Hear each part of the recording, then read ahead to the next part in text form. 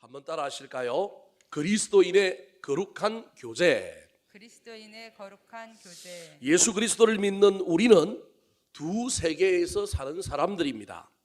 세상 속에 살고 있지만 우리는 결코 세상에 속하거나 종속되지 않으며 세상에 속하지 않은 또 다른 세계에서 또 다른 가치를 붙들고 씨름하며 살아가는 사람입니다. 그래서 루트는 이것을 두 왕국에 사는 사람들, 두 왕국 이론이라고 하는 유명한 이야기를 했습니다.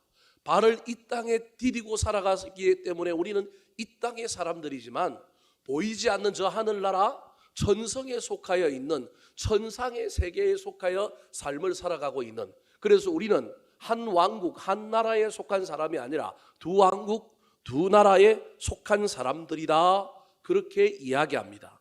그런 의미에서 보면 우리는 이중국적 자들입니다. 이로 말미암아 우리 그리스도인들은 크게 두 가지 생활을 하는 사람인데, 하나는 세상 사람들과 어울려 돈 벌고 먹고 마시며 성진도 하고 출세도 하고 결혼도 하고 살아가는 사회생활이 있다고 한다면, 또 다른 하나는 우리는 믿는 사람들끼리 모여서 신앙의 성장과 성숙을 도모하며 우리가 가야 할 저 천국을 바라보며 미리 이 땅에서 살아내는 연습을 하는 교회 생활을 하는 사람들입니다. 어떤 생활이든지 간에 그 생활은 반드시 혼자 하는 것이 아니라 더불어 함께 해야 합니다. 잘 기억하셔야 됩니다. 나 혼자 예수 믿으면 안 되고요, 더불어 함께 믿어야 되는 거예요. 이 말은 무슨 말이냐면 상대방을 인정하고 평가하고 수용하고 받아주는 관계로 맺어진 삶을 산다는 것입니다. 이건 교회 안에 있든지 교회 바깥에 있든지 세상 나라에 속해 있든지 하나님 나라에 속해 있든지 저와 여러분이 반드시 잊어버리지 말아야 할 것인데, 그게 뭐냐 하면 관계라는 거예요. 우리는 관계를 맺으면서 관계가 파괴되면서 관계를 끊어가면서 저와 여러분은 뭐하고 있느냐 하면 살아갑니다. 관계 속에서 만남과 교제를 통해 삶과 경험을 공유하는 가운데 마음과 마음이 이어지기도 하고, 때로는 맞지 아니하여 분노, 미워하기도 하고, 그래서 마음과 마음이 깨어지기도 할 뿐만 아니라 영과 영이 이어지기도 하고 영과 영이 대적하는 삶을 저와 여러분이 살고 있는 거예요. 어디에서 그렇게도 살고 있느냐 하면 세상에서도, 또 어디에서도 살고 있느냐 하면 교회 안에서도 저와 여러분이 이 삶을 살고 있는 것입니다. 자, 그렇다면 믿는 자들과 함께 관계를 맺고 살아가든 믿지 않는 자들과 관계를 맺고 살아가든 우리 그리스도인들은 그들과의 관계의 영역에서 교제를 하며 살아가는 사람들인데, 관계는 그냥 관계로만 존재하는 것이 아니라 그 관계를 이어가고 그 관계를 풍성하게 만들기 위하여 거기에는 뭐가 있어야 되면 교제가 있어야 된단 말이에요. 교제. 그 교제를 저와 여러분이 살아가면서 사회생활을 하든 교회 생활을 하든 하는데, 어디 있든지 간에 저와 여러분은 그 교제 속에 우리는 어떤 관계를 맺는 사람들이어야 하느냐 하면 거룩한 관계를 맺는 사람들이어야 합니다. 세상 속에서도 세상 사람들과 우리는 어떤 관계를 맺어야 되느냐 하면 거룩한 관계를 맺어야 하고요, 교회 안에서도 믿는 사람들과 신앙생활을 하며 살아가는데 그때도 무슨 관계를 맺어야 되느냐 하면 거룩한 관계를 맺어야 합니다. 목사님, 나는 그냥 혼자 조용히 와서 예배드리고 조용히 갈랍니다. 조용히 가지만 알고 보면 나도 그 속에 무슨 관계를 맺고 있다고요? 거룩한 관계를 맺고 있는 거예요. 관계를 맺고 있는데 그 관계가 거룩한 관계인지 아니면 또 다른 어떤 관계인지는 저와 여러분이 생각을 해봐야 됩니다. 하나님은 우리 그리스도인들이 세상에 있든 교회에 있든 어디 있든지 간에 저와 여러분은 거룩한 관계를 맺으라고 우리 주님께서 이야기하고 있습니다. 오늘 본문 말씀은 사도 바울이 자기가 세웠던 고린도 교회가 잘 성장하다가 이 지역이 너무 엄난하고 세상의 문화가 판을 치던 상황 속에 있다 보니 세상의 문화가 어디로 들어왔느냐 하면 교회로 들어와서 예수 믿는 사람들인데도 불구하고 엄난히 막 판을 치는 거예요. 고린도 교회가 문제가 있어서 사도 바울이 소식을 듣고 이 문제를 해결하기 위하여 보내고 있는 편지가 고린도 전서인데, 첫 번째 다루고 있는 문제는 각각 교회 안에 파벌이 나뉘어서 서로 싸우는 문제예요. 이 분란의 문제를 1장부터 4장까지 건면하고 난 다음에 5장부터는 이제는 분란의 문제를 넘어서서 그 교회 안에 또 어떤 문제가 있느냐 하면 음란의 문제가 교회 안에 들어와 있는 거예요. 세상에 있어야 될 음란이 어디로 들어와 있느냐 하면 교회 안에 들어와 있는 거예요. 어떤 남자가 자기 아버지가 첩을 얻었는데 이 첩이 젊었던 모양이에요. 아버지가 돌아가시고 난 다음에 아버지의 첩을 누구의 아내로 삼아버린 거예요? 자기의 아내로. 또 아내면 좋겠는데 제가 보기엔 또 첩일 가능성이 많은 거예요. 자기의 첩으로 삼아버린 이야기가 믿는 자들 가운데 있는 거예요. 이 이야기를 듣는 순간에 이 사도 바울이 이게 미치고 환장하고 팔짝 뛰겠는 거예요. 아니, 세상 사람들도 안 하는 짓을 누가 하고 있는 거예요?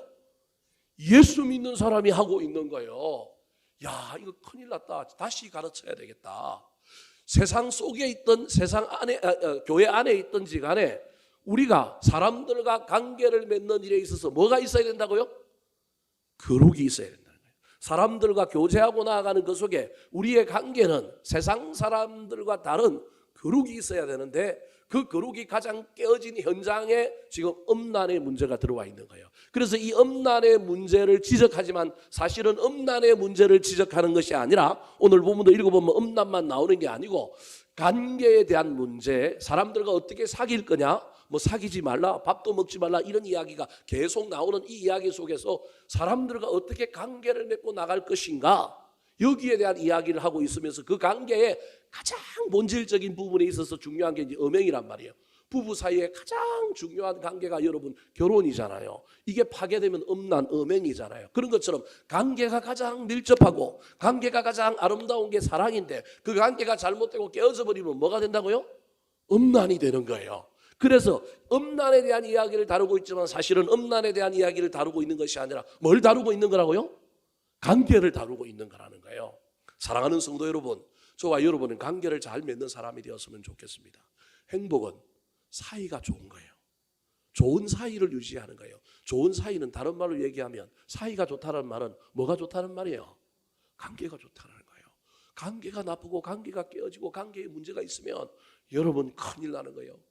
부모와 자녀 사이에도, 아버지와 아들 사이에도, 엄마와 딸 사이에도 이 관계가 깨어져 버리면 상처가 있고 이것 때문에 막 서로 원망하고, 자기를 낳아준 엄마인데도 원망하고요, 자기를 키워준 아버지인데도 불구하고요, 막 마음속에 칼을 갈고 있는 아들이 생기는 거예요.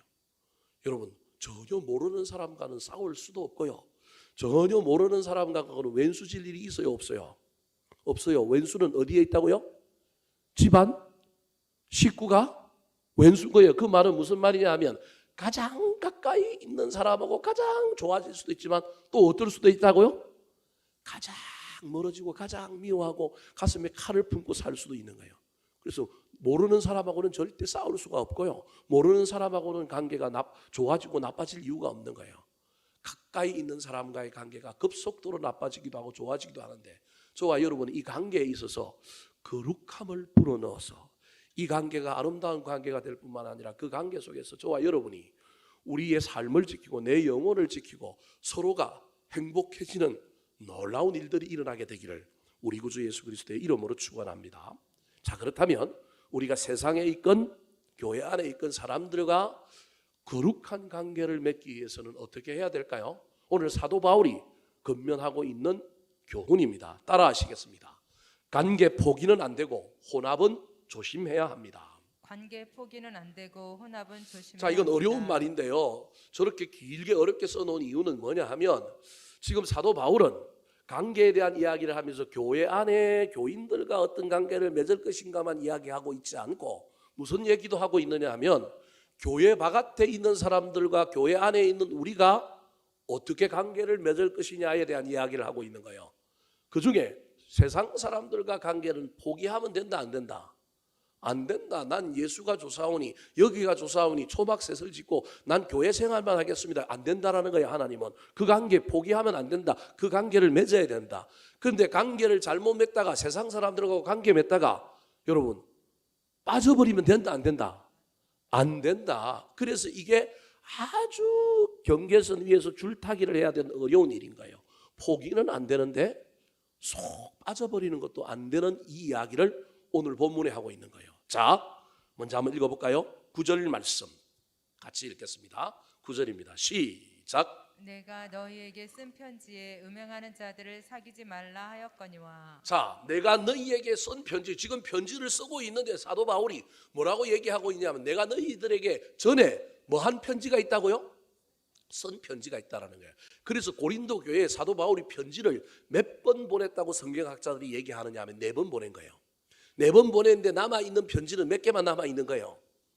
2개만 남아있어서 우리가 편의상 그 편지 이름을 고린도 전서, 또 하나는 고린도 후서라고 붙인 것 뿐인 거예요. 근데 실제로는 고린도 전 후서를 살펴보면 사도 바울이 최소 고린도 교회에 이 문제가 너무 심하고 너무 중요한 문제이기 때문에 이걸 고쳐야 되기 때문에 편지를 최소 몇 번을 썼느냐 하면 4번을 쓴 거예요. 그 중에 첫 번째 편지가 바로 저 구절에 나오는 내가 너희에게 쓴 편지, 오늘 이 편지를 보내기 전에 내가 너희들에게 쓴 편지에 이런 말들을 했다라고 지금 구절에 얘기하고 있는 거예요. 그래서 저 구절에서 사도 바울이 고린도 교회에 고린도 전서를 쓰기 전에 또 뭘 보냈다?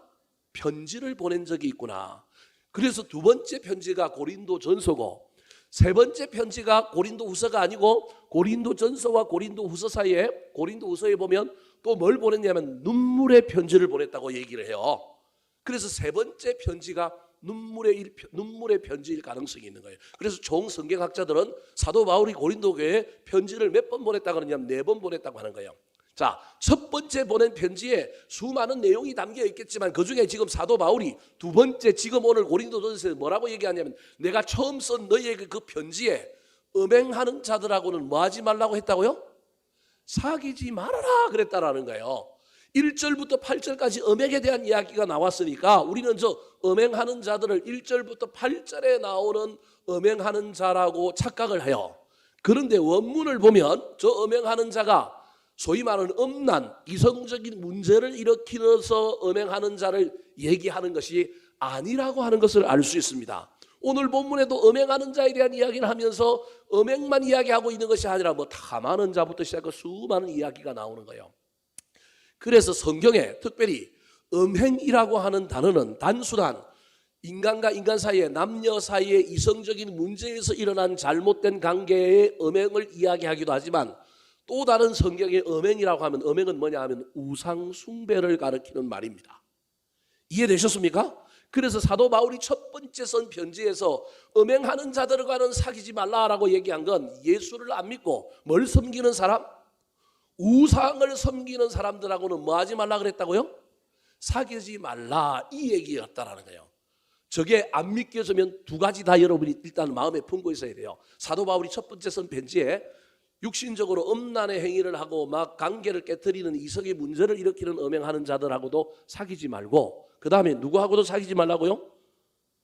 우상 숭배하는 믿지 않는 사람들하고도 사귀지 말라는 거예요. 여기서 저와 여러분이 생각을 좀 해봐야 됩니다. 아니 세상에 살고 있는데 어찌 우리가 세상 사람들 즉 우상 숭배하는 사람들, 우상 숭배한다는 말은 꼭 우상을 숭배해서 그런 게 아니라 믿지 않는 사람들을 통칭하여 우상 숭배자, 음행하는 자들이라고 지금 얘기한단 말이에요. 우리가 그 사람들하고 안 사귀고 살 수 있어요? 물어봅시다. 내하고 관계 맺는 사람들 중에 교회 다니는 사람들이 훨씬 많다. 교회 안 다니는 사람들보다 나는 교회 다니는 사람들이 훨씬 많다. 손 한번 들어보십시오. 예, 우리 이현우 목사님 손 들었습니다. 저도 손 들었습니다. 목사이기 때문에 저는 어쩔 수가 없습니다. 아무리 제가 날고 기고 아무리 세상 바깥 들어가서 놀아도 저는 숫자를 세어보면 훨씬 교회 다니는 사람들이 제 주변에 훨씬 많고 일주일에 만나는 사람도 보면 교회 다니는 사람들이 훨씬 많습니다. 근데 여러분 대부분의 사람들은 교회 다니는 사람들보다 교회 안 다니는 사람들과 훨씬 더 시간을 많이 보내고 그들과 대화하고 그들과 밥 먹고 그들과 사는데 아니 사도 바울이 그런 사람들하고는 뭐 하지 말라고요? 사귀지 말라요. 그럼 이게 말이 될까요? 이게 무슨 얘기일까요? 사귀지 말라라고 하는 말 속에 이 사귀다라고 하는 말의 의미가 잘 기억하셔야 됩니다. 만나지 말라 그런 게 아니고 뭐 하지 말라 그랬다고요? 사귀지 말라는 거예요. 다르게 얘기하면 깊이 뭐 하지 마라? 교제하지 마라. 이것도 이제 걸리는 거예요. 이게 만나지 말라는 말이 아니고 사귀지 말라는 말이구나. 사귀지 말라는 건 깊이 교제하지 말라는 거구나. 아니 어떻게 깊이 교제 안 해요? 내가 사업을 하는데 사업하는 상대편 동업자가 또는 맞상대가 예수 안 믿는 사람일 수도 있잖아요. 그럼 그 사람하고 늘 통화하고 그 사람하고 좋은 관계를 맺고 때로는 그 사람하고 밥도 먹어야 되고 명절이 되면 그 사람한테 선물도 줘야 되고 때로는 뭐 부부끼리 같이 밥을 먹을 때도 있고 서로 여행을 갈 때도 있는데 그럼 그런 사람들하고는 사귀지 말라는 거예요? 이 얘기가 그런 얘기일까요? 이 얘기에 대한 오해가 있기 때문에 고린도후서에 가면 사도 바울이 이 얘기를 조금 더 설명을 쉽게 합니다. 뭐라고 했을까요? 자, 고린도후서 6장 14절 말씀 같이 한번 읽어볼까요? 시작. 너희는 믿지 않은 자와 멍에를 함께 매지 말라. 의와 불법이 어찌 함께하며 빛과 어둠이 어찌 사귀며. 자, 믿지 않는 자와 뭘 함께 매지 말라고요? 멍에를 매지 말라는가요? 저것도 만나지 마라, 사귀지 말라는 말이 아니라 뭘 매지 말라고요? 멍에예요. 저 멍에를 가장 쉽게 설명하면 소 두 마리가 수레를 끌고 가는데 한 마리가 끌고 가니까 두 마리가 끌고 가는데 믿지 않는 사람하고 끌고 가면 된다 안 된다? 안 된다. 그래서 옛날에는 저걸 어떻게 해석했냐면 뭐 하지 말라고요? 믿지 않는 사람과 뭐 하지 말라고요?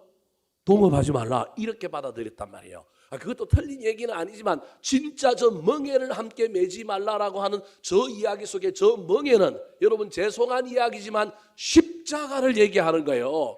십자가가 멍에라는 거예요. 다르게 얘기하면 믿지 않는 자를 예수 믿기 위해서 똑같은 십자가를 지고 가면 되는데 안 믿는 사람과 십자가를 지고 간다. 이 말은 신앙의 길을 같이 한다라는 거예요. 그 말은 내 신앙을 저 사람한테 그냥 맡기고 간다는 의미가 있는 거예요.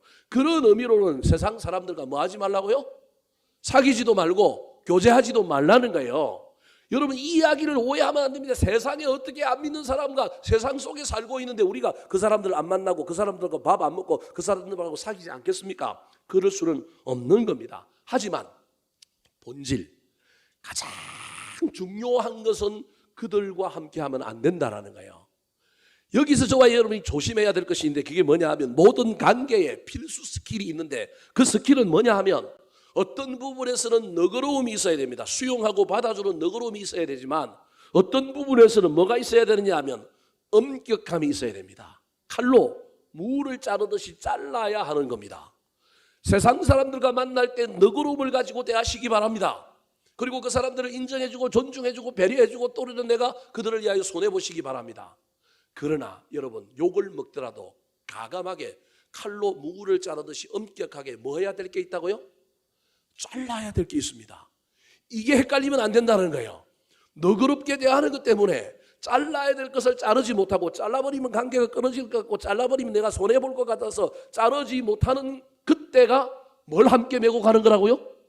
멍에를 함께 메고 간다라는 거예요. 그런 관계를 하지 말라는 거예요.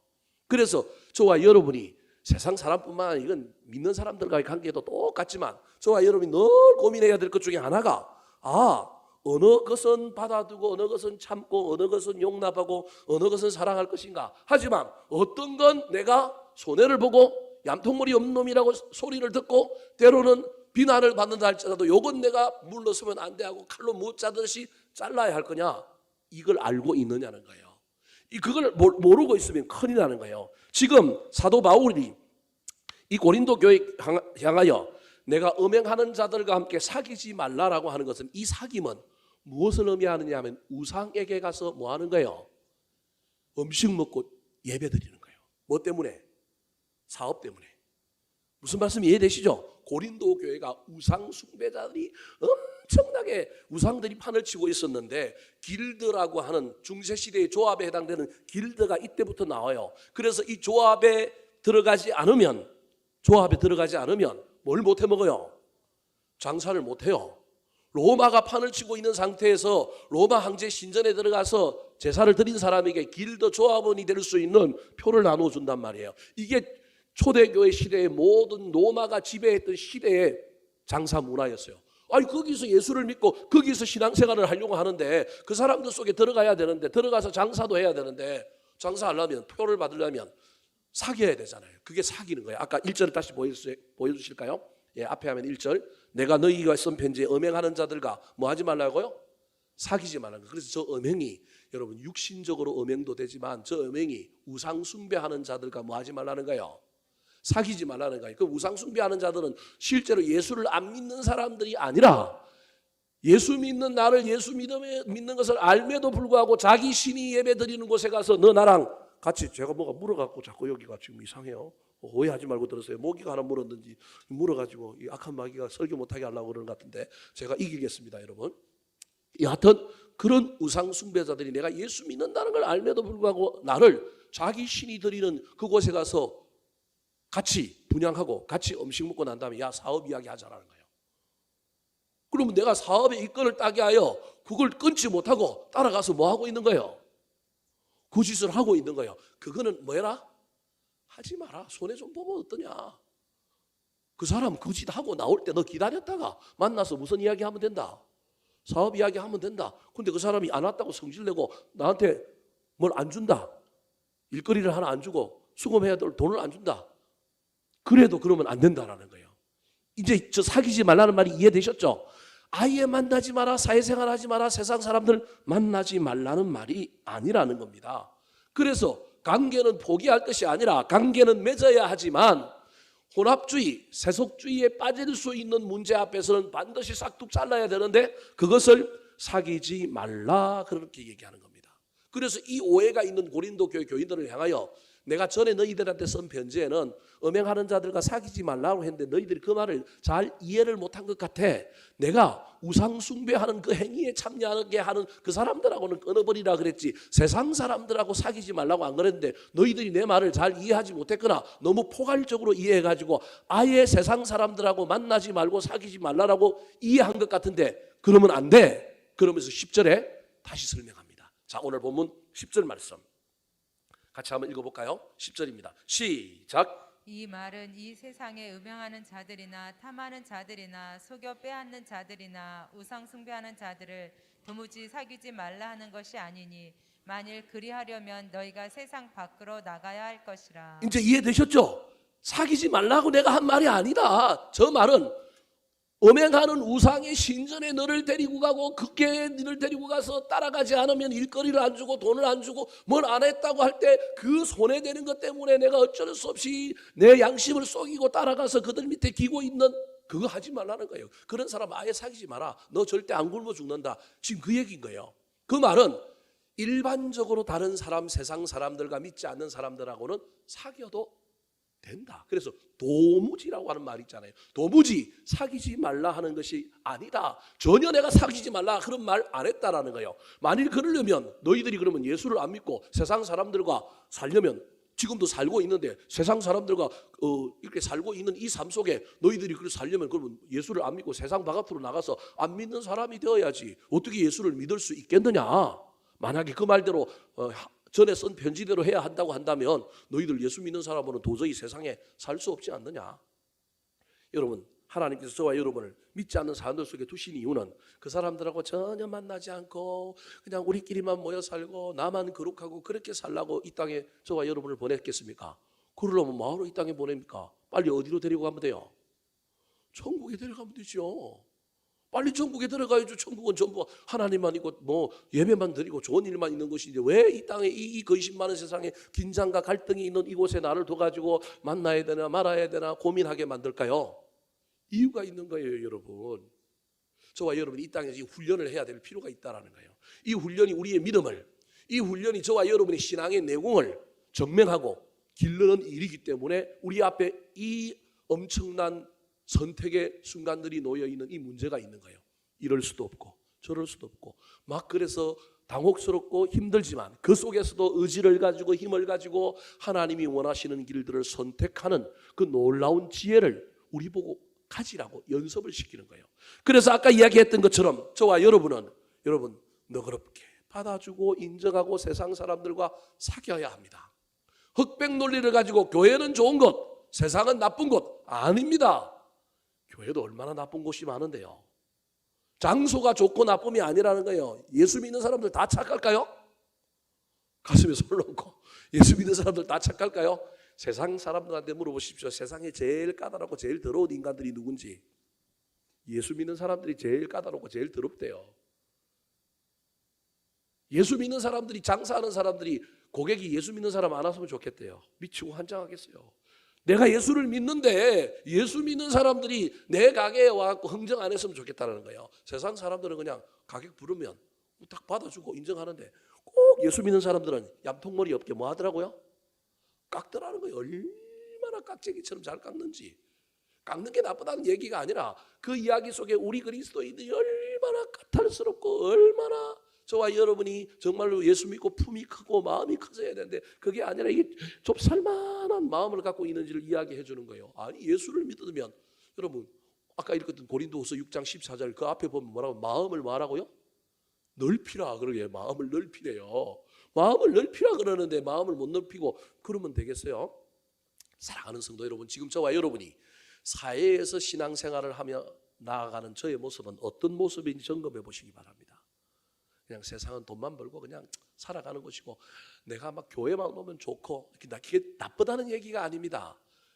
교회만 오면 좋고 교회는 좋은 것이고 세상은 나쁜 것. 이분법으로 성과 속의 관점을 가지고 교회는 좋은 것, 세상은 나쁜 것. 혹시 그렇게 생각하고 있지는 않습니까? 그래서 세상 속에서는 내가 뭘 해볼 생각 안 하고 그냥 돈만 버는 것이고 그게 그냥 생활만 하는 것이고 난 교회 안에 와서 그냥 살면 된다고 생각하십니까? 하나님은 교회 안에서 열심히 사는 사람을 세상 속에서 너도 그곳을 교회로 만들어라. 그곳을 거룩한 곳으로 만들어라. 우리에게 말하고 있는데 혹시 저와 여러분이 이 이분법적인 세계관을 가지고 지금 현재 사회생활을 하고 있지는 않습니까? 너무 세상으로 들어가고 부어라 마셔라 세속에 물이 들고 혼합주의가 들어가지고 교회 안에서만 그냥 거룩한 척하고 세상에는 날라리고 세상에 가서는 내가 예수를 믿는 사람인지 아닌지 전혀 구별이 안 되는 혼합주의와 세속주의의 삶을 살고 있지는 않습니까? 이건 양극단이죠. 교회만 좋다고 하는 사람, 그래서 세상은 그냥 엉망으로 대충 사는 사람. 교회 와서는 그냥 홀리한 척하지만 실제로 삶의 현장에 가서는 교회에서 배운 것 하나도 없이 세상에서는 세상과 또 짝하여 거기서 그냥 부어라 마셔라 그냥 세상이 제일 좋게 살아가는 사람. 아니면 중간에 서서 이것도 저것도 아닌 그런 삶을 살고 있지는 않습니까? 사도 바울이 지금 고린도 교회 교인들을 향하여 세상의 문화가 교회 안으로 급속하게 들어와서 교회를 오염시키고 있는 이때 교회만 지켜라 그러지 않고 지금 뭐라고 얘기했냐면 세상 사람들과 내가 도무지 교제하지 마라 사귀지 말라 그렇게 말한 적 없으니 너희들 나가서 살아라는 거예요. 빛과 소금으로 살아라. 교회 안에서 열심히 예배하고 그 예배했던 그 은혜 받고 세상에 나가서 너희들이 그리스도의 향기가 되고 그리스도의 편지가 되고 그곳에서 너희들이 일을 할 때 하나님께 예배하는 마음으로 열심히 일함으로 말미암아 예수 믿는 사람들 다르네 보여주라는 거예요. 이 사회생활에 대하여 지금 사도 바울이 고린도 교회 교인들한테 건면하고 있는 것입니다. 이 건면을 저와 여러분도 잘 받아들여서 교회 안에서도 열정적으로 신앙생활 하시기 바랍니다. 근데 그것으로 끝내지 말고 우리의 예배는 일부 예배가 교회 안에서 드리는 예배라고 한다면 2부 예배가 삶의 현장에서 드리는 예배임을 잊어버리지 말고 그 속에서 저와 여러분이 더 멋지게 살아내시기 바랍니다. 그러나 혼합주의나 세속주의에 빠지지 마시고 때로는 실패하더라도 그 속에서 칼로 무 자르듯이 잘라야 한다면 자르고 손해도 좀 보시고 억울함도 좀 당하고 좀 그러시기 바랍니다. 하나님이 저와 여러분을 보호해 주시고 저와 여러분의 삶을 더 좋고 아름다운 것으로 인도해 주실 것입니다. 두 번째, 우리가 거룩한 교제의 사람들이 되기 위하여 사도 바울이 고린도 교회 교인들을 향하여 어떤 삶을 살라고 이야기할까요? 따라 하시겠습니다. 더 아름다운 관계를 위하여 판단해야 합니다. 더 아름다운 관계를 위하여 판단해야 합니다. 지금 사도 바울은요 의도적으로 지금 이렇게 얘기하고 있어요. 너희들이 세상을 대하는 태도는 적대시하고 세상은 중요하지 않다고 생각하고 세상은 무시하는데 그러지 말고 세상 속에 나가서 너그럽게 좀 넓은 마음 가지고 살아라 그렇게 얘기하고요. 교회 안에서는 너희들이 좀 엄격하게 살아라 이렇게 얘기하는 거예요. 세상에서는 세상 사람들을 대할 때는 너그럽게 대하고 오해하지 말고 들어야 합니다. 너그럽게 대하고 세상 교회 안에서 믿는 사람들을 대할 때 그 믿는 사람들을 대할 때는 좀 엄격해라는 거예요. 이 엄격이라고 하는 단어를 저와 여러분이 가슴에 새기면서 그럼 내가 지금부터 따지고 막 살피고 정죄하고 판단하고 이런 의미의 엄격이 아니라는 걸 지금부터 제가 설명하도록 하겠습니다. 사도 바울이 세상 사람들을 향하여는 좀 더 적극적으로 좀 더 나가서 좀 더 아량 있게 좀 잘못한 것도 눈 감아주고 세상 사람들이 좀 이상하게 하는 것도 좀 받아주고 그렇게 살아라고 얘기하면서 교회 안에 있는 사람들이 실수하거나 죄를 범하였을 때 너희들이 어떻게 해야 되느냐 하면 더 아름다운 관계, 그 사람과 나 사이에 더 아름다운 관계를 위하여 판단하라는 거예요. 지금 우리가 그동안 교회에서 배웠던 것하고 지금 전혀 다른 이야기를 제가 여러분이 하는 겁니다. 세상에서는 그냥 세상 사람들하고 무시하고 그냥 적당하게 물에 물 타는 술에 술 타는 듯 살고 교회에 와서는 사람들에게 뭘 하라고요? 사랑하라. 우리가 그동안 이렇게 배웠단 말이에요. 사랑하라. 그 말이 틀렸다는 얘기가 아닙니다. 일반적으로는 사랑해야 합니다. 그런데 교회 안에서 실수를 하거나 문제를 일으키거나 죄를 지은 사람에게 어떻게 할 거냐? 원수다 사랑하라고 그랬으니까 사랑해야죠. 그 얘기가 아니라는 거예요. 사랑하는 방법이 받아주고 인내하고 참는 것도 사랑하는 방법이지만 또 다른 사랑하는 방법이 있다라는 거예요. 또 다른 사랑하는 방법은 목적이 뭐냐 하면 그 사람의 영혼의 구원과 공동체의 거룩함과 또 그로 말미암아 나의 신앙의 성장과 성숙의 목표인 또 다른 방법이 있다는 거예요. 우리는 그동안 교회에서 뭐라고 배웠느냐 하면 형제가 잘못하거든 몇 번 용서하라고요? 7번 용서하다고. 그랬더니 7번 용서했습니다. 그러니까 또 예수님 뭐라고 얘기해요? 70번씩 7번 용서해라. 아니 원수도 사랑하는데 교회 안에 형제가 좀 잘못했는데 그거 사랑해야 되지 않습니까? 사랑해야 합니다. 근데 지금 사랑하는 방법이 다르다라고 하는 것을 오늘 본문에 이야기하고 있는 겁니다. 자, 11절 말씀 같이 한번 읽어볼까요? 11절입니다. 시작. 이제 내가 너희에게 쓴 것은 만일 어떤 형제라 일컫는 자가 음행하거나 탐욕을 부리거나 우상 숭배를 하거나 모욕하거나 술 취하거나 속여 빼앗거든 사귀지도 말고 그런 자와는 함께 먹지도 말라 함이라. 아까 세상 사람들과 사회생활에는 사귀지 말라고 내가 말한 게 그게 너희들이 잘못 이해했다. 내가 도무지 사귀지 말라고 한 게 아니 사귀어라 그래 놓고는 교회 안에 있는 사람 보고는 뭐 하지도 말라고요? 사귀지도 말고 뭐도 먹지 말라고요?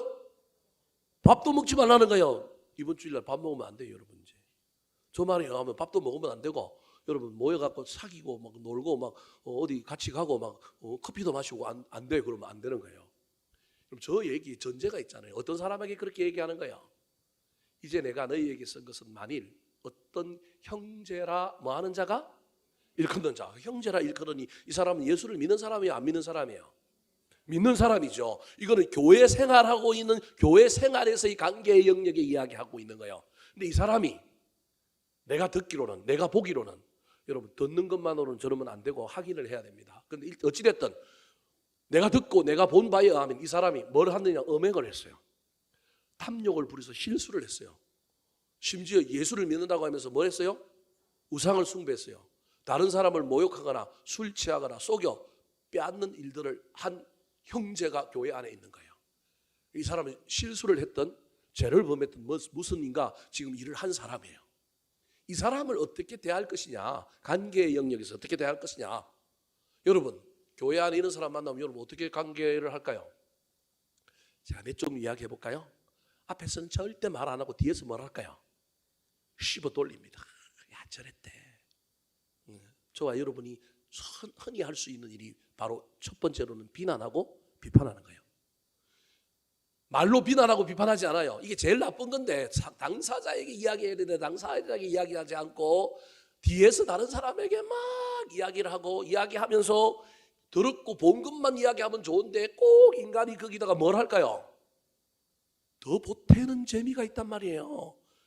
여러분 그 재미를 못 느껴봤어요? 저는 많이 느껴봤는데 여러분 있는 거에다가 더 보태고 살짝 꼬고 조금 거짓말 보태면 이게 얼마나 맛깔스러운지 몰라요.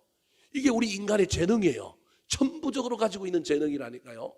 내가 들은 건 내가 본 것만 까면 되는데 그것만 까는 게 아니라 거기다가 더 보태는 거예요. 양념을 더 치고요. 후추를 치고요. 네팔에 있는 무슨 산이에요? 그 산에 소금을 막 핑크 숄트 소금을 치고요. 막 이래갖고 더 맛깔나게 만드는 거예요. 이거 하지 말아야 되는 거예요. 이거 하지 말아야 되는 거예요.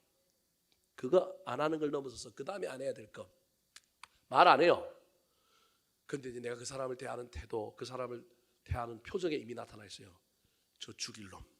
마음속으로. 입 밖으로는 절대 말 안 해요. 근데 내 속으로는 저 죽일 놈 만나지 말아야지. 저 인간 절로 들어오면 난 절로 가야지. 아이, 보기만 해도 이것도 안 된다는 거예요. 여러분 이해되셨습니까? 저와 여러분이 흔히 하고 있는 게 이 두 가지예요. 씹어 돌려서 막 부풀리거나, 아니면 내가 거룩한 척, 얌전한 척, 나는 저 사람하고 다른 척 겉으로는 행동하지만 이미 내 안에 판단이 다 끝났어. 저 죽일 인간, 저 나쁜 놈, 나 저놈하고 절대, 이런 마음을 품고 있는 거예요. 근데 그 품고 있는 마음이 여러분 신기하게도 얼굴 표정이나 내 행동이나 뭘로 나타날까요? 안 나타날까요? 나타납니다. 악수할 때만 봐도 나타납니다. 손에, 저와 여러분의 손과 팔과 음성에 우리의 속마음이 다 어떻게 나타난다? 더 어떻게 된다고요? 나타나는 거예요. 나타나는 거예요. 근데 신기하게도 또 상대방이 말을 안 했는데도 어떻게 해요?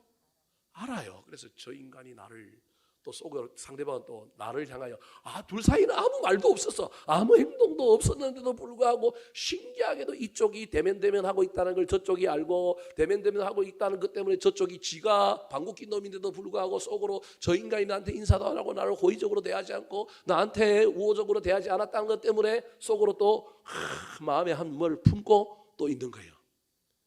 여러분, 이게 세상도 안 하는 짓을 어디서 하고 있다고요? 교회에서 하고 있는 거예요. 사도 바울이 지금 그 얘기하는 거예요. 다시 한번 11절 보여주실래요? 11절에 뭐라고 얘기해요? 11절. 자, 어떤 형제가 이런 죄를 지었어요. 여러분, 그러면 첫 번째, 저와 여러분이 배운 대로 뭐 해야 돼요? 용서해야 됩니다. 그럴 수 있지, 인간이니까. 무슨 말인지 이해되십니까? 이때 그 말씀을 적용해야 된다니까요. 저와 여러분이 처음 들었을 때 그가 얼마나 악랄한지, 이게 처음인지 아닌지, 뭐 여러 번 한 죄인지 모르지만 저와 여러분이 처음 들었다고 한다면, 처음 봤다고 한다면 그때는 뭐 해야 된다고요?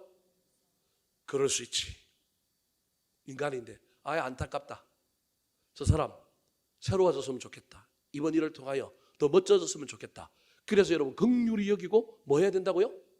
용서해야 됩니다. 용서해야 됩니다. 근데 오늘 저 11절은 그 단계를 넘어서서 그랬는데도 불구하고 저 인간이 회개한다 안 한다? 자기가 잘못한 걸 안다 모른다? 모른다. 또는 알매도 불구하고 싹 얼굴을 바꾸고 우리가 다 안다는 사실을 아는지 모르는지 모르겠지만 자기가 천연덕하게 죄를 안 지은 것처럼 여전히 뻔뻔하게 뭐하고 있는 거예요? 나는 아무 죄가 없어, 난 거룩해라고 행동을 하고 있는 사람, 그 사람에게는 의도적으로 깨달으라고, 내가 처음에는 용서해주고 긍휼히 여겼다 하면 이제부터는 뭐 하지 말라고요? 사귀지 말라는 거예요. 죄송합니다 이런 오해하지 말고 들으십시오. 거룩한 왕따를 시키라는 거예요. 미워서 그렇게 하면 안 된다는 거예요. 잘 기억하셔야 됩니다. 미워서 그렇게 하면 안 돼요. 여러분, 그 사람이 깨닫고 돌이키게 하기 위하여 돌이키게 하는 방법, 깨닫게 하는 방법, 사랑의 방법으로 뭐 하지 말라고요? 사귀지 말라는 거예요. 여러분, 이걸 교회 안에서 했는데 이걸 교회 안에서 못하는 거예요. 지금 사귀지 말아야 돼요. 함께 뭐도 하지 말아야 돼요. 밥 먹지도 말아야 돼요. 그러면 그 인간이, 그 인간이라고 표현해서 죄송합니다, 그 사람이 이상하네, 공동체 분위기가 이상해, 내가 뭘 잘못했지? 그럼 가장 신뢰하는 사람에게 갖고, 야 교회 분위기가 좀 이상해, 사람들이 나를 이상하게 대하고, 야 나 지금 기분 나빠 죽겠어. 그러면 그 사람한테 뭐 하라고요? 말해줘야 되는 거예요. 무슨 말씀이 이해되십니까? 말해줘야 되는 거예요. 야 네가 이런 일을 해서 지금 교회 사람들이 다 너 돌이키게 하려고 의도적으로 너하고 사귀지도 않고 너하고 함께 밥도 안 먹는다. 본인은 몰라요. 교회가 사랑이 없어서 나한테 밥도 먹자고 안 한다고. 아닌 거예요. 뭐가 있는 거예요. 공동체 이런 분위기가 돼야 되는데 오늘 한국 교회는 이게 혼재되어 섞여 있는 거예요. 누군가가 사귀지도 않고 밥도 먹지 않고 있을 때 다른 사람이 그 사람한테 와갖고 뭐라고 얘기하면, 너 왜 사랑해야 되는데 사랑 안 하냐 그러는 거예요. 여러분, 자기 일은 자기가 하면 돼요. 내가 처음 받았으면 뭐 하면 돼요? 처음 알았으면 뭐 하면 돼요? 사랑하면 돼요. 용서해주면 돼요. 내가 두 번째 알았으면 뭐 하면 돼요? 안 사귀면 돼요. 뭐 하면 돼요? 함께 먹지도 않으면 돼요. 무슨 말씀 이해되셨습니까? 그런데 여기서 멈추지 말라는 거예요. 적극적으로는 사귀지 말고 다가가지 말고, 소극적으로는 지가 다가오더라도 내가 피해서 함께 뭐 하지도 말고 먹지도 말라는 거예요. 근데 여기서 멈추면 안 된다는 게 세 번째가 있는 거예요. 세 번째. 제일 첫 번째로는 사랑하는 것, 두 번째로는 저와 여러분이 의도적으로 사귀지도 말고 뭐도 안 하는 거예요? 밥 먹지도 않는 거예요. 내가 직접 다가가서 야, 너 나랑 밥 먹잖아. 너랑 할 얘기 있는데 야, 요즘 어떻게 지내냐 이런 것도 물어보지 말고 아니 무슨 교회에서 그럽니까? 여러분 제가 하는 얘기가 아니고 이 사도 바울이 얘기해요. 여러분 잘 지혜롭게 들으세요. 모든 교인이 똑같은 단계에서 행동해야 되는 게 아닙니다. 각자 단계가 있는 거예요. 내가 처음 알았을 때 용서해 주는 거예요.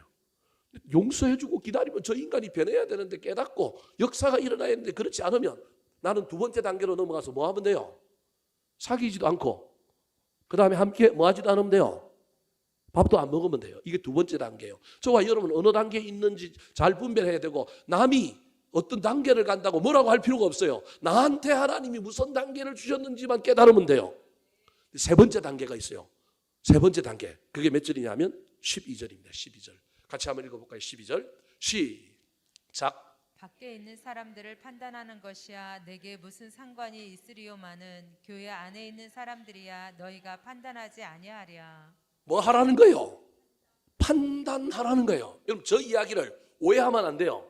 정죄하고 비난하고 막 우리끼리 모여갖고 저 인간이 저렇게 했다. 아, 나쁜 인간. 이걸 판단이라고 하지 않는다는 거예요. 저 성경의 판단이라고 하는 저 단어는 엄청나게 중요한 단어예요. 하늘의 용어예요. 하나님이 하시는 작업이 뭐예요? 판단. 판단은 누가 하시는 분이에요? 하나님이 하신데 하나님이 하신 판단을 공동체와 저와 여러분이 받아서 상대방에게 뭐 해주는 거예요? 전달해 주는 거예요. 그러면 이 전달을 하려면 저와 여러분이 하나님께 기도하는 가운데 하나님께 받아야 하지 않겠습니까? 무슨 말씀이 이해되시죠? 저 인간이 하나님 잘못했는데 제 마음이 심히 불편하고 저 인간이 돌이켜야 되는데 돌이키지도 않고 있습니다. 어떻게 해야 될까요? 기도하는 가운데 가만히 있으라 그러면 가만히 있으면 되는 거예요. 참아라 그러면 참으면 되는 거예요. 근데 하나님이 저보고 뭐 하라고요? 네가 가서 한번 찔러. 네가 가서 한번 알려줘. 그러면 하나님이 나한테 보고 이 사명을 주신 거예요. 사명을 줬는데 용기가 없어. 또 감기가 깨어지면 어떡하나. 그래서 이 사명을 하나님의 음성을 듣고 이게 하나님의 음성인지 또 확인하고 또 열심히 기도하는 가운데 내 언어가 내 태도가 내 마음이 사랑하는 마음으로 바뀌고 정말로 긍휼히 여기는 마음 바뀐 가운데 가서 이제 이야기해 주는 거예요. 이해되셨습니까? 이게 판단이라는 거예요. 막 옆 사람하고 그냥 아무 생각 없이 그냥 저 인간이 뭘 잘못했다고 막 소문내고 막 뒤에서 막 씹어 돌리고 말하는 게 판단이 아니고 판단은 하나님의 용어라니까요. 저와 여러분이 하나님께 기도하는 가운데 마음이 불편하고 힘들어 죽겠는데 하나님이 나보고 저 이야기를 하래요. 여러분은 잘 모르겠죠. 목사인 저는요 이거 갖고 얼마나 많이 씨름하는지 모릅니다. 목사인 제 눈에는 보일까요 안 보일까요? 보이는 게 많아요. 또 목사의 자리는 그런 자리이기 때문에 여러분 교인들을 불러갖고 가르쳐도 주고 싶고 이야기도 해주고 싶은데 이걸 해야 될까 말아야 될까 얼마나 고민을 많이 하는지 모릅니다. 여러분 하나님 앞에 기도하는 마음으로 뭐 하나님 정말 이 이야기 해도 될까요? 저 인간이 떠나면 어떡할까요? 시험 들면 어떡할까요? 하나님께 열심히 기도합니다. 그리고 어떻게 하면 언어를 잘 사용할까요? 주님께 묻고 그리고 불러갖고 이야기를 해주는 거예요. 그래도 사고치기도 하고 그래도 못 받아들이기도 하고 그래도 제 언어가 덜 다담아져서 문제 생기기도 합니다. 그래도 하나님이 판단하라 그러면 뭐 해야 된다고요?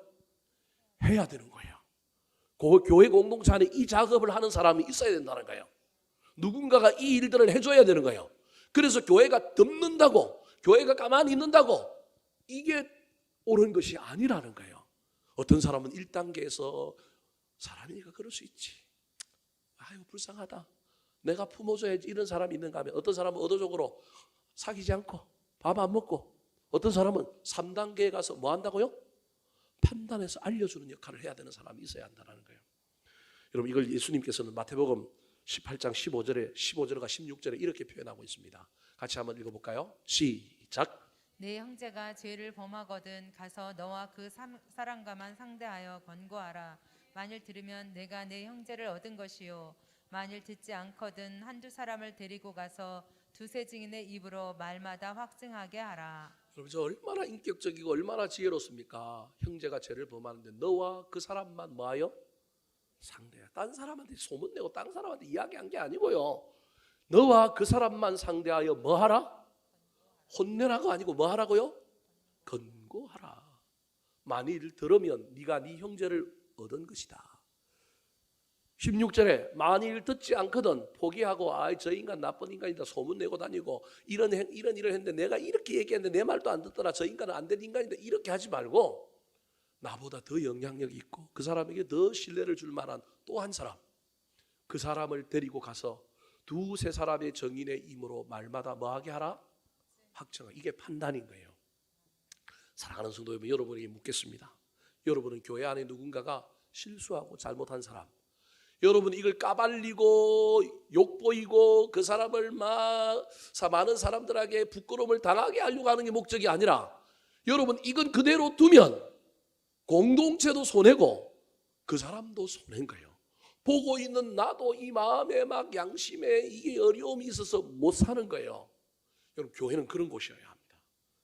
핵심은 뭐냐 하면 그 영혼을 잘되게 하려고, 그 영혼을 돌이키게 하려고, 그 상태로 있으면 하나님께 복을 못 받으니 복 받게 하려고, 처음에는 참아주고 용서하다가, 두 번째로는 사귀지 않고, 그 다음에 함께 밥도 먹지 않다가, 세 번째로는 판단하는 이 일들 잘 기억하셔서 나에게는 무슨 일을 맡겨주셨는지 기억하시기 바랍니다. 왔다 갔다 하지 마시고요.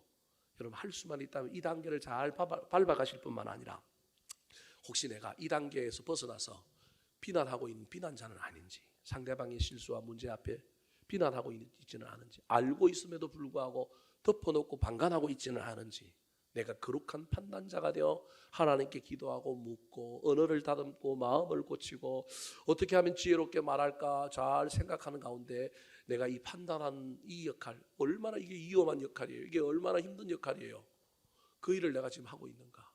교회 공동체 안에 이런 일을 하는 성숙하고 지혜로운 사람들이 많아져야 그 공동체가 영적으로 살아있는 공동체임을 기억하여, 저와 여러분이 이 일들을 잘함으로 말미암아 단순히 용서하고 묻어주는 것이 최고의 좋은 일이 아니라, 그 일을 통하여 공동체를 거룩하게, 또 다른 사람을 아름답게 만드는 놀라운 일의 주인공들이 되시기를 예수님의 이름으로 축원합니다. 마지막입니다. 이미 두 번째에서 이야기했습니다. 따라 하시겠습니다. 교회의 거룩을 위해 결단할 수 있어야 합니다. 교회의 거룩을 위해 결단할 수 있어야 합니다. 자, 이렇게 했는데 처음에는 용서를 해주고, 두 번째로는 의도적으로 사귀지 않고 거룩과 왕따를 시켜서 밥도 안 먹고 그랬는데, 세 번째로는 누군가 찾아가서 내가 소문에 응하니까 목사님이 불러갖고, 야 이거 큰일 난다, 이거 고쳐라, 너 이런 문제 있으니 이거 빨리 해결해야 된다. 누군가가 거룩한 판단자가 되어 전달을 했는데도 불구하고 그 인간이 계속 그 일에 대한 회개도 없고 돌이킴도 없고 반성도 없고 나아지려고 하는 노력도 없다? 그러면 어떻게 해야 된다고요? 13절 말씀 같이 한번 읽어볼까요? 13절 시작. 밖에 있는 사람들은 하나님이 심판하시려니와 이 악한 사람은 너희 중에서 내쫓으라. 여러분 뭐라고 얘기하고 있어요? 내쫓으래요. 아니 목사님, 내가 그동안 교회를 다니면서 수많은 목사님들이 들은 이야기하고 전혀 다르게, 아니 교회가 사람을 내쫓을 수 있습니까? 여러분 내쫓을 수 있습니다. 단계를 잘 밟았느냐 안 밟았느냐의 문제이고요. 정말로 그 지경에 이르도록 그 사람이 그러한 지경에 있느냐 없느냐의 차이만 있을 뿐입니다. 안 내보내고 안 쫓아내면 얼마나 좋겠습니까? 그러나 여러분 교회는 치리하는 곳임을 잊어버리면 안 됩니다. 이게 오늘 한국교회 사라져서 문제입니다. 사랑이 주됩니다. 품어야 하고요, 가야 합니다. 그런데 놔두면, 계속해서 있으면 여러분 누룩이 되어서, 이미 아까 1절부터 8절에서 봤잖아요. 누룩이 되어서 뭘 망친다고요? 교회의 거룩성을 망치고, 망치기 때문에 어쩔 수 없이 뭐 해야 된다고요? 내보내야 합니다. 예수님께서 비유를 들었습니다. 논에, 밭에 벼가 자라는데 벼만 자라는 게 아니라 뭐도 자라요? 가라지도 자라요. 처음에 뽑으래요? 뽑지 말래요? 뽑지 말래요. 구분이 잘 안 될 뿐만 아니라 너무 어려서 그게 두 개 같이 자라다 보면 한 뿌리에서 자라는 경우도 있거든요. 구분이 잘 안 돼요. 뽑다 보면, 가라지 뽑다 보면 뭐도 딸려오느냐 하면 벼도 뭐도 딸려온단 말이에요. 놔두래요. 근데 그냥 놔두라는 게 아니라 조금 있다가는 뭐라고 얘기해요? 다 크고 나면 뭐 하라고요? 가라지 뽑으랍니다. 여러분 이 이야기를 기억하셔야 됩니다. 제가 지금 이상한 목사라서 저를 합리하게 이야기하는 것이 아니라, 물론 이 판단을 얼마나 지혜롭게 하느냐 못하느냐의 문제일 뿐이지 성경에 이 이야기가 있다는 걸 기억하셔야 됩니다. 목적은 교회의 거룩성을 위하여, 교회 공동체 보호를 위하여 뭐 해야 되느냐 하면 여러분 결단할 수 있어야 합니다. 이게 거룩한 교제라는 거예요. 여러분 저와 여러분이 거룩한 교제에 사람을 내보낼 수 있다는 이 말 때문에 충격을 받을 텐데, 내보낼 수 있습니다. 왜 내보내느냐 하면 이 안에서 용서도 해주고 거룩한 왕따도 시키고 거룩한 판단도 했는데 안 되면 더 이상 교회 안에서는 쓸 방법이 없기 때문에 이 사람은 교회 안에서 돌아올 가능성이 있다 없다? 없다. 그래서 세상에 내보내서 죄송한 이야기지만 또 다른 돌고 도는 하나님의 섭리와 역사 가운데 돌이킴을 얻어서 돌아올 수 있다라고 하는 가능성을 더 많이 본 겁니다. 우리는 이해할 수가 없어요. 우리는 이해가 안 되고 우리는 이게 진짜 맞는 건지 안 맞는지 판단할 수 없지만 원리적으로는 왜 내보내라 그러냐, 미워서 내보내라는 게 아니라 첫 번째 이유는 교회의 거룩성과 교회의 공동체를 지키기 위하여 내보내는 거고, 두 번째로는 내보내는 것이 누구한테 유익하기 때문에, 그 사람에게 유익하기 때문에. 이 안에서 온갖 작업을 다 했는데도 그가 돌이키지도 않고 회개도 않고 성장도 안 한다고 한다면 험을 판 광야에 내보내서 그가 혹독하게 대가를 치러보고 경험해보고 다시 돌아오는 당자가 되게 해야 된다. 그런 의미로 내보내라는 거예요. 이건 사도 바울만 한 얘기가 아닙니다. 누구도 했을까요? 아까 마태복음 18장 이번에 17절입니다.